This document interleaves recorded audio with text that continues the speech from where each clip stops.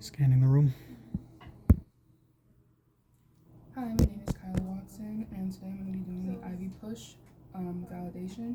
So the patient we have today is Llewellyn Sanderson. Her date of birth is 117XX. She's allergic to sulfa, she's a full code, and she's a high fall risk. She's in the orthopedic unit after falling on ice and fracturing her tibia, and her only past medical history is an appendectomy as a child.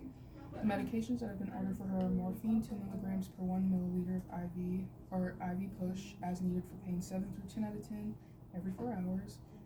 Acetaminophen 500 milligrams by mouth every 6 hours for pain 1 through 6 out of 10. And she's got D545 infusing at 100 milliliters an hour, and she's been ordered 10 MEQs of potassium chloride and 100 milliliters of normal saline to infuse over 1 hour. She lives with her partner in a 2-story house and works as an accountant. She's 152 pounds, 5'8", and in her handoff report, her vital signs were all within normal limits. She's alert and oriented, no chest pain, her breath sounds are clear, she's got normal bowel sounds, she voided 300 milliliters of clear urine with assistance in the bathroom.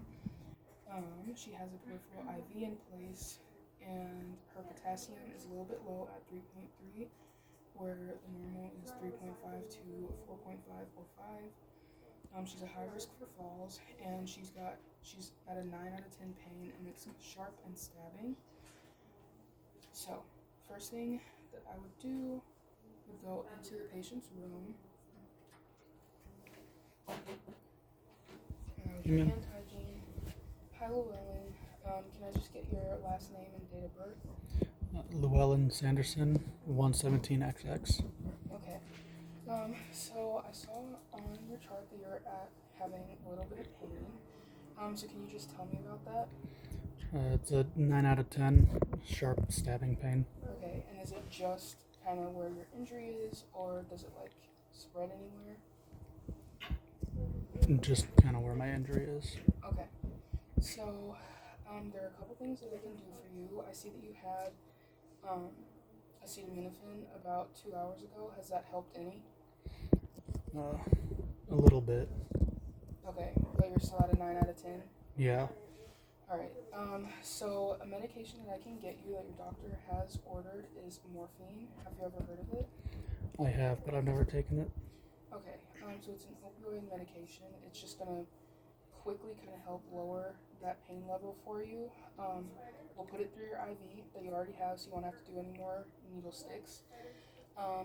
If you feel like a little funky in your chest, it can do that, but it also will just make you like really drowsy, so you might get very sleepy. So is there anything else that you want to know about the medication? No, thank you. Alright, well, I'm gonna go get that for you, and then I will be right back. Then go into the medication room, and the first check that I would do is pulling up the patient's medical administration record, and I would see what medication she needs. So, she had her acetaminophen an hour ago, but her morphine, she hasn't had any today, so I don't have to worry about the every 4 hours. So I would get my medication, and the first thing I would do is make sure that it's not cloudy, that the packaging isn't damaged, and that it's not expired. So then I'm gonna start my first check. So first thing I would do is check the patient's name. So we have Llewellyn Sanderson. Her date of birth is 117XX, and her only allergy is to sulfa medications. Morphine is not a sulfa drug, so she is able to have it. So the name of the medication is morphine sulfate. We have morphine. The dose is 2 milligrams per 1 milliliter. So we have 2 milligrams per 1 milliliter, and there is 1 milliliter in here.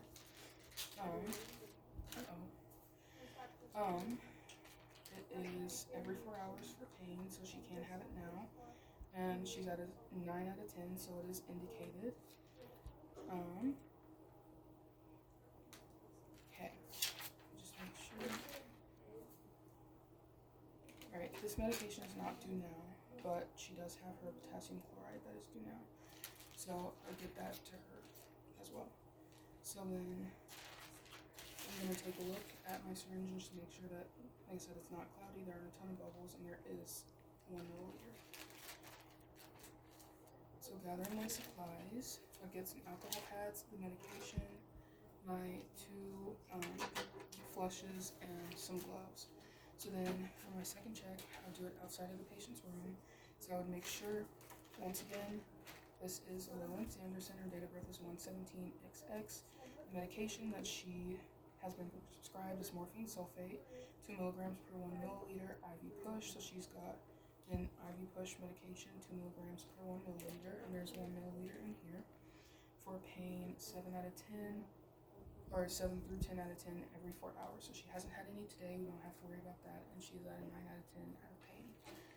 So then I would knock on the patient's door and walk in, do hand hygiene. Hello, so I'm back with that medication for you. Are you still at a 9 out of 10 out of pain? Yes, I am. Okay, and then can I just get your last name and date of birth?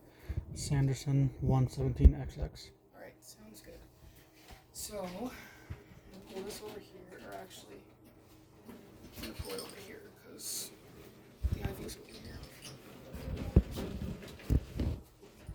Alright, so then I'm going to do my 3rd medication check at the bedside. So, she just gave me her last name and date of birth, so it is Llewellyn Sanderson 117XX.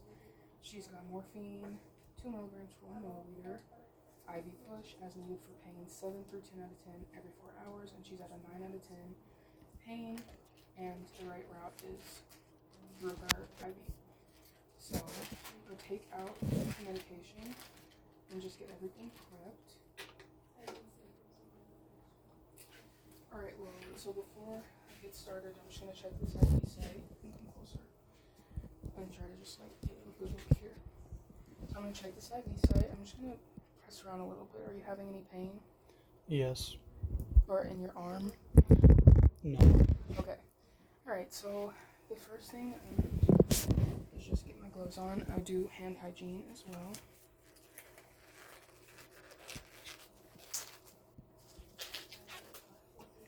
So, well, and like I mentioned, this medication, it might make you feel a little bit sleepy, so you might get a good nap. It'll kind of slow you down a little bit, so we do want you to call if you need to get out of the bed, which you've already been doing, but it just makes you a little bit higher of a fall risk, and since you're attached to the IV, we don't want you to fall again. So, the first thing I'm going to do is stop her infusion, kinking the tubing.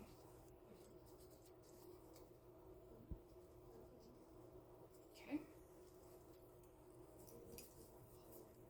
Alright, so I'm just gonna scrub this for 15 seconds, and I would let it dry for 15 seconds. Okay, Llewellyn, I'm gonna actually try to get any of the bubbles out that I can. So I'm going to just flush your site and make sure that everything's going through okay. Just let me know if you're having any pain. Alright, so that went in easily, so there's no occlusions or anything in her IV. So then, the next thing I do, scrub it again.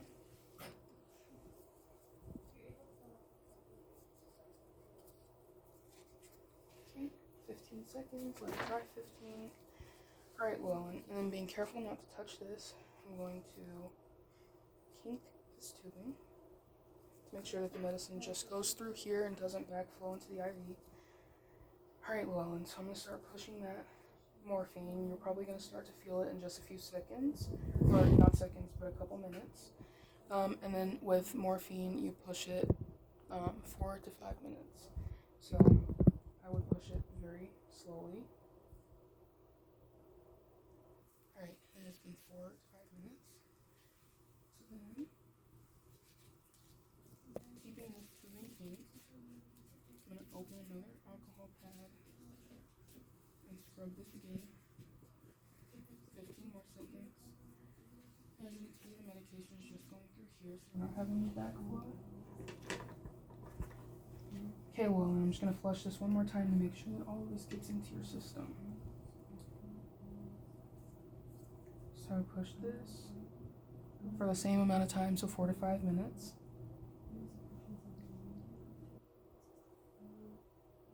Alright. Then I can unkink the tubing and restart her drip.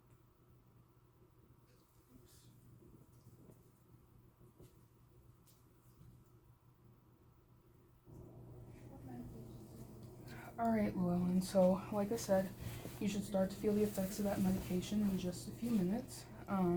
But it'll reach its full effect around 30 minutes, so I'll be back around then. Like I said, if you start to feel funky in your chest at all, just hit your call light and I will come in and we'll see what we can do, okay? Okay.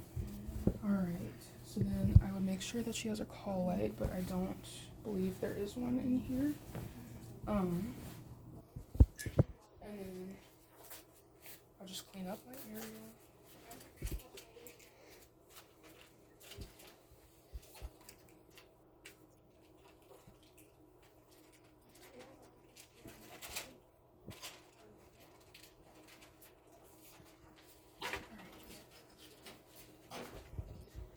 So I would leave the patient's room, do hand hygiene, and then I would document that medication.